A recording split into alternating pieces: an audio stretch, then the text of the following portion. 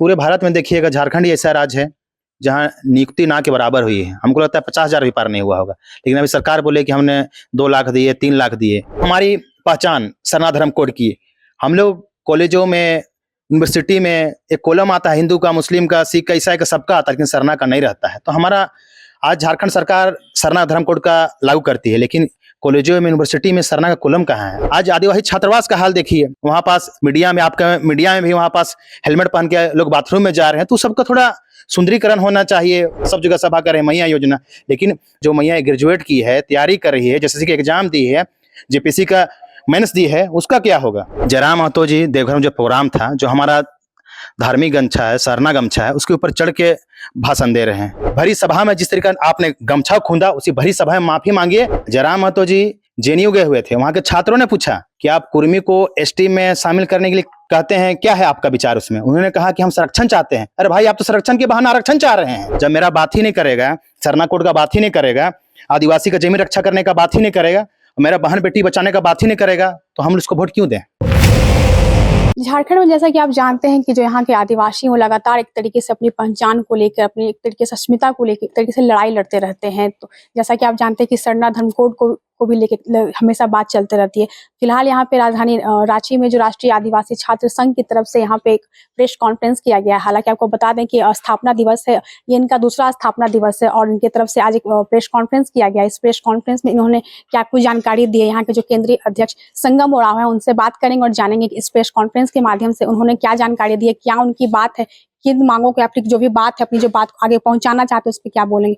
Sir, आप लोग यहाँ पे जो आज प्रेस कॉन्फ्रेंस किए हैं, इस प्रेस कॉन्फ्रेंस जैसा कि आपने बताया कि आज दूसरा साल है आप लोग का स्थापना दिवस, तो इस प्रेस कॉन्फ्रेंस से आप क्या बात रखना चाहते हैं, क्या बोलिए? यहाँ देखिए, इस प्रेस कॉन्फ्रेंस के माध्यम से जो हमारा SC/ST का बैकलॉग सीट खाली है, वो 1,75,000 लगभग खाली है। जो छात्रों की समस्या रही है रोजगार को लेकर, आज पूरे भारत में देखिएगा, झारखंड ही ऐसा राज्य है जहाँ नियुक्ति ना के बराबर हुई है। हमको लगता है 50,000 भी पार नहीं हुआ होगा, लेकिन अभी सरकार बोले कि हमने 2 लाख दिए, 3 लाख दिए। तो बेरोजगारी बहुत बड़ी समस्या है। विभिन्न प्रदेशों में देखिएगा, प्रत्येक वर्ष स्टेट PCS होता है, स्टेट का दरोगा होता है, लेकिन झारखंड वह राज्य है 5 साल में ना दरोगा हुआ है। जेपीएससी भी हुआ तो लगातार 7वां 8वां 9वां 10वां करके मिलाए कर दिया, उसमें सीट निकालता है 320, फिर निकाला 11 12 13 तो 400 निकाला गया।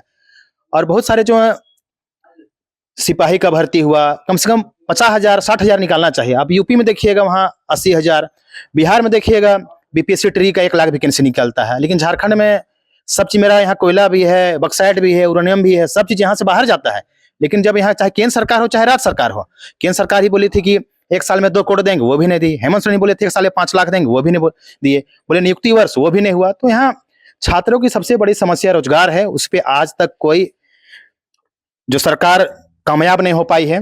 और जो हमारी पहचान सरना धर्म कोड की, हम लोग कॉलेजों में, यूनिवर्सिटी में एक कॉलम आता है, हिंदू का, मुस्लिम का, सिख का, ईसाई का, सबका आता है, लेकिन सरना का नहीं रहता है। तो हमारा आज झारखंड सरकार सरना धर्म कोड का लागू करती है, लेकिन कॉलेजों में, यूनिवर्सिटी में सरना का कॉलम कहाँ है? आप 2006 में देखिएगा, तो जाति प्रमाण पत्र में हमारा ब्रैकेट में सरना का वहाँ लिखा हुआ रहता था, उसको भी हटा दिया जाता है। तो हमारा पहचान रहेगा तब तो हम कह पाएंगे कि हम गर्व से हम सरना है, हम सरना धर्म को मानने वाले हैं। हम लोग दिल्लियों में जाते हैं, बाहर जाते हैं, तो बोला जाता है कि वी फॉलो विच रिलीजन, हम बोलते हैं फॉलो सरना, तो व्हाट इज सरना? तो हम बोलते हैं we pray for nature, this is Sarna, जो हम प्रतिगीत पूजा करते हैं वो सरना है। तो हमको समझाना पड़ता है। अगर हमारा आदिवासी लोग जनगणना 2011 में देखिएगा 49,88,134 वहां पास लिखा था। अब जब जैन धर्म का मिल सकता है कुछ लाख में, तो हमारा क्यों नहीं मिल सकता है? अगर बात करें कि यहाँ जो मुख्यमंत्री हुए हेमंत सोरेन, वो भी एक आदिवासी हैं, उनका भी हमेशा रहता है, वो भी कहते रहते हैं कि आप लोगों के आदिवासियों के लिए उन्होंने बहुत कुछ किया है। तो आप जो यहाँ, जैसा कि हम आपको सुन रहे हैं, देख रहे हैं, एक तरीके से आप नाखुश दिख रहे हैं मुख्यमंत्री हेमंत सोरेन से। सिर्फ हम ही नाखुश नहीं है, यहाँ का पूरा झारखंड का छात्र नाखुश है, यहाँ का आदिवासी मूलवासी नाखुश है। कोई भी छात्र से पूछ लीजिए, एजे हम कोई संगठन से, कोई अध्यक्ष होने के नाते नहीं बोल रहे हैं, एक छात्र के नाते ही बोल रहे हैं कि सरकार के जो रोजगार से तो पूरा छात्र नाखुश। किसी से भी उठा के पूछ लीजिए आप।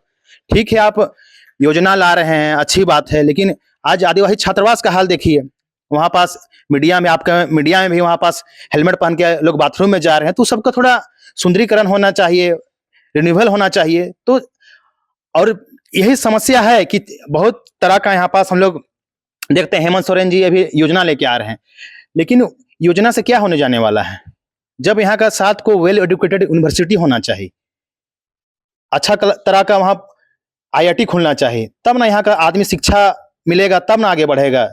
तो वही शिक्षा में डिफरेंट स्टेट में देखिए, दिल्ली में देखिए, वहाँ का हेल्थ सिस्टम देखिए, वहाँ का एजुकेशन सिस्टम देखिए, वहाँ बजट में आधा ज्यादा खर्चा किया जाता है। लेकिन झारखंड में देखिए, शिक्षा में आज प्राइमरी स्कूल का हाल देखिए, आज भी झारखंड में हमको लगता है 99% लोग बोरा में बैठते होंगे, 1 से 5 तक एक ही टीचर पढ़ाता होगा। तो कैसे सुलझेगा? आप टीचर आप नियुक्ति कर दे रहे हैं, लेकिन स्कूल में जो क्वालिटी ऑफ एजुकेशन वो मिल नहीं पा रहा है। मुख्यमंत्री जो हुए, जैसा कि उनका जो कहना है इस बार जो उनका योजना जो आया है, जैसा कि आप जान रहे हैं मैया सम्मान योजना है, उसको लेके वो लोग भी लगातार एक तरीके से दावे डालने में लगे हुए हैं। और जैसा कि आप जाने के भी विपक्ष जो हुआ भाजपा, उनके तरफ से भी आ गया, गो दीदी योजना करके आ गया। इन सब के बीच आपको क्या लगता है, क्या बोलना चाहिए? जैसे कि विधानसभा चुनाव और उसके बाद से सारी योजनाएं सामने आ रही है। ये तो वही हो गया कंपटीशन वाला, एक 1000 दे रहा है तो अगला 2100 दे रहा है, तो वही कॉपी पेस्ट मार रहा है वो लोग। फिर कोई अभी बीजेपी फॉर्म भरवा रहा है, तो सत्ता में आएंगे तब देंगे, नहीं आएंगे तो नहीं देगा।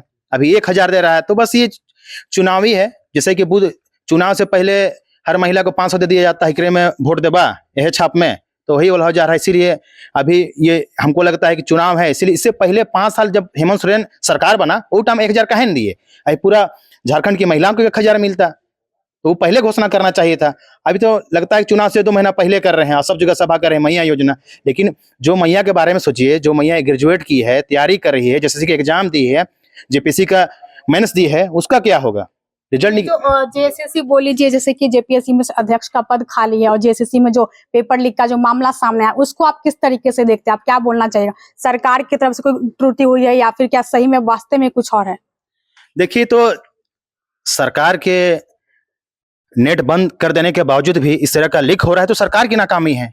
अब हमको लगता है जो सरकार के जो अफसर हैं वो लोग भी कमजोर हैं। अब वो अफसर ब्रिकोट्स हमको लगता है या तो बाहरी लोग होंगे या तो बीजेपी के ब्रिकेट्स होंगे विचारधारा वाले, वो लोग वायरल कर दे रहे हैं। तो बहुत तरह का ये हो सकता है। और छात्र आज रोड पे क्यों हैं? छात्र निष्पक्ष परीक्षा चाह रहा है, और जो लीक का मामला है कुछ सबूत भी पेश किया गया है, बहुत तरह का सबूत भी दिया गया है, तो उसको सरकार को जांच कमेटी बनाना चाहिए और रिजल्ट देना, जांच करने के बाद ही रिजल्ट देना चाहिए, ना कि हड़बड़ी में आंसर की जारी कर दे, फिर रिवाइज आंसर की जारी कर दे। तो ऐसा में छात्र अपने आप को ठगा महसूस करेंगे। आप अपना प्रेस कॉन्फ्रेंस में आप बात कर रहे थे, जो जेबीकेएसएस के अध्यक्ष हुए जयराम महतो, उनको लेके आप बोल रहे हैं कुछ उन्होंने कुछ अवहेलना की है आप लोगों का जो हुआ गमछा जो हुआ उसको लेके, कब का? जैसे कि देवघर में शायद कुछ उनका था। देखिए, जयराम महतो जी देवघर में जो प्रोग्राम था, जो हमारा धार्मिक गमछा है, सरना गमछा है, उसके ऊपर चढ़ के भाषण दे रहे हैं और बोल रहे हैं कि नहीं गर्मी था, पैर में छाला पड़ गया था, तो वहाँ गमछा के ऊपर में एक चादर दे दिया गया। उनको देखना चाहिए, हेमंत सोरेन के कंधे पे भी वही गमछा रहता है, बाबूलाल मरांडी के कंधे पे वही गमछा रहता है, अमर बौरी के भी, मोदी जी जब आते हैं झारखंड तो उनके कंधे पे वही गमछा रहता है। तो मेरे गमछे के साथ में अपमान है। इसलिए आज देखिएगा पूरा सोशल मीडिया में घूम रहा है, आदिवासी समाज इससे नाखुश है, और आदिवासी समाज को गमछा को नीचे रखना मतलब पूरे आदिवासी समाज के नीचे रखना हो गया। इसको आदिवासी समाज कभी बर्दाश्त नहीं करेगा। और ये माफी यूट्यूब के मीडिया के माध्यम से मांग रहे हैं। हम चाहते हैं कि भरी सभा में जिस तरीके आपने गमछा खूंदा, उसी भरी सभा में माफी मांगिए। हम संपूर्ण आदिवासी समाज से माफी चाहते हैं, इसके लिए हमें क्षमा कीजिए, वो मांगे। अब वो बोले कि एग्रेशन मेरे में है, एग्रेशन ठीक है, हम लोग भी महापुरुष के वंशज हैं। तिलका मांझी 1785, वीर बुद्धू भगत 1831-32, अंग्रेजों ने उनको 1000 इनाम रखा था, जिंदा चाहे मुर्दा, लेकिन वो अंग्रेज से पकड़ाए नहीं, अपना तलवार से अपना गला को अपने परिवार समेत बलिदान दिया। सिद्धू कानू 1855 का, फूलो झानो चांद भैरव, उलगुलान बिरसा मुंडा, तो हम लोग उनके वंशज है, हम लोग के रग में भी खून दौड़ता है। जब अन्याय होगा तो हम लोग भी बर्दाश्त नहीं करेंगे, आदिवासी समाज का भी बर्दाश्त नहीं करेगा। तो आदिवासी को छेड़ोगे तो हम लोग भी छोड़ेंगे नहीं, वो बात है। तो जयराम महतो वो भी तो लगातार बोलते रहते हैं, वो भी आदिवासी के साथ है, आदिवासियों की सुनते हैं, उनका आवाज बनना चाहते हैं। आदिवासियों के लिए सरना कोड में दिल्ली मांग रखने गए क्या? आदिवासियों के लिए सरना धर्म कोड के बारे में कभी बोले क्या?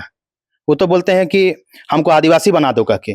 जयराम महतो जी जेएनयू गए हुए थे, वहां के छात्रों ने पूछा कि आप कुर्मी को एसटी में शामिल करने के लिए कहते हैं, क्या है आपका विचार उसमें? उन्होंने कहा कि हम संरक्षण चाहते हैं। अरे भाई, आप तो संरक्षण के बहाने आरक्षण चाह रहे हैं, हमारा जो रिजर्वेशन वो छीनना चाह रहे हैं आप। फिर उनसे पूछा कि आप डिलिस्टिंग में क्या कहना चाहेंगे, तो कहते हैं कि हम आदिवासी बनेंगे तब हम डिलिस्टिंग की बात करेंगे। देखिए, ये तो दोहरा नीति वाला बात हो गया ना। आप बोल भी रहे हैं, और इधर क्या कर रहे हैं उसको। तो वो बात है। जयराम महतो बोलते क्या है, करते हैं क्या। इसलिए आदिवासी युवाओं को कहना चाहेंगे, एकजुट हो, वो लोग को मीठी मीठी बातों में नहीं आना है। भाषा तक ठीक थे, फिर खतियान तक ठीक थे, फिर ये लोग कुर्मी को एसटी में शामिल करने का मांग किया। इसको पूरा भाषा आंदोलन में तो सबके साथ ही रख के उन्होंने भाषा आंदोलन की लड़ाई लड़ी है। भाषा आंदोलन की लड़ाई में आदिवासी छात्र संघ ने भी लड़ा था लड़ाई। आप देखिएगा गलबा टेका चौक में वीडियो उठा के देखिएगा, लोकतंत्र 19 में द फॉलो अप में हमारा वीडियो भी है। चाहे खतियान का बात, तो वहां भी हम लोग ने घेरा था विधानसभा। उसमें क्या था, आप और जयराम महतो एक साथ क्यों नहीं आ जाते झारखंड के उत्थान के लिए। तो हमने कहा हमारा विचारधारा जयपाल सिंह मुंडा का है, जिन्होंने संविधान सभा के सदस्य रहे। जयपाल सिंह मुंडा ने संसद में कहा था, अगर आपको लोकतंत्र सीखना है तो आदिवासी से सीखना पड़ेगा, आदिवासी आप लोकतंत्र सिखा नहीं सकते हैं। आप जो यहाँ पे आज प्रेस कॉन्फ्रेंस की है, अगर हम बात करें से कि विधानसभा चुनाव आने को है, तो क्या आप लोगों की तरफ से, जैसा कि मुख्यमंत्री से आप लोग खुश नहीं दिख रहे हैं, उनका जो काम है आदिवासियों के लिए नहीं है, तो क्या इसका जवाब विधानसभा आगामी विधानसभा चुनाव में क्या मिलेगा? देखिए, आदिवासी समाज एक ऐसा समाज है, सबके साथ में सलाह विचार करके मंथन करके उसके बाद में निर्णय लिया जाता है। अभी घोषणा करना जल्दबाजी होगी। अभी सबके मैनिफेस्टो में देखा जाए कि सरना कोड का वहां रखा है कि नहीं, आदिवासी का बात किया है कि नहीं, उसके हिसाब से हम लोग वोट करेंगे। अभी 5 योजना बीजेपी लेके आया है, क्या पता 5 योजना फिर जेएमएम लेके आए, 5 योजना कांग्रेस लेके आए। जब मेरा बात ही नहीं करेगा, सरना कोड का बात ही नहीं करेगा, आदिवासी का जमीन रक्षा करने का बात ही नहीं करेगा, मेरा बहन बेटी बचाने का बात ही नहीं करेगा, तो हम उसको वोट क्यों दें। ये थे हमारे साथ राष्ट्रीय आदिवासी छात्र संघ के अध्यक्ष हुए संगम उरांव। इनका ये जो यहाँ पे इनका प्रेस कॉन्फ्रेंस हुआ, इस प्रेस कॉन्फ्रेंस में एक तरीके से जो मुख्यमंत्री हैं, जो कि आदिवासियों की सुनते नहीं, लेकिन वो लगातार जो बोलते हैं दावे करने में लगे रहते हैं। उनका जो अभी लगातार जो 2 महीना से जो चल रहा है मैया सम्मान योजना, उसको भी लेकर इन्होंने कहा है कि विधानसभा चुनाव से पहले इन्होंने मैया सम्मान योजना लाई। वही विपक्ष की जो पार्टी है भाजपा, वो भी एक तरीके से गोगो दीदी योजना लेकर आई। एक तरीके से इनके तरफ से कहना यह है कि अभी जो विधानसभा चुनाव है, जिसको लेकर काफी ज्यादा योजनाएं आ रही है, लेकिन उसका इन्होंने देखेंगे, मंथन करेंगे, उसके बाद बताएंगे कि मतलब किस तरीके से किनको एक तरीके से समर्थन देना है, किनको सत्ता में लाना है, किनको नहीं लाना है। तो ये जो हमारे साथ थे, आपको जैसा कि हमने बताया कि राष्ट्रीय छात्र संघ के जो अध्यक्ष है संगम उरांव, आपको बता दें कि यहाँ पे जेबीकेएस के जो अध्यक्ष हुए जयराम महतो, उनका ये पुतला दहन आज करने वाले उन्होंने जो किया है, जो सरना जो जिनका जो गमछा होता, आदिवासियों का जो गमछा होता, उनका एक तरीके से उन्होंने अवहेलना की है। एक तरीके से जो जैसा कि उन्होंने बताया कि पैर के नीचे उन्होंने गमछा रखा था, जिसके विरोध में आज यहाँ पे एक पुतला दहन भी किया जाएगा। फिलहाल अभी के लिए इतना ही, तब तक के लिए आप देखते रहिए द ग्राम सभा।